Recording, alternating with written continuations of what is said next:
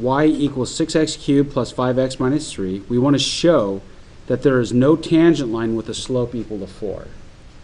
Okay? So we're just going to take the derivative. dy dx is equal to 18x squared plus 5. All right? That's the derivative. And we want to show that this, we can't solve for x if it's equal to 4. So 18x squared plus 5 equals 4.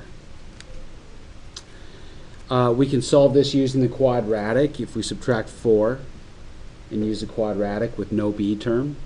Or we can isolate x. Let's try this. Subtract 5 from both sides. And 18x squared equals negative 1. X squared is equal to negative 1/18. And when I square root both sides, what do you notice? Yeah, it's non-real. So there's no solution to that.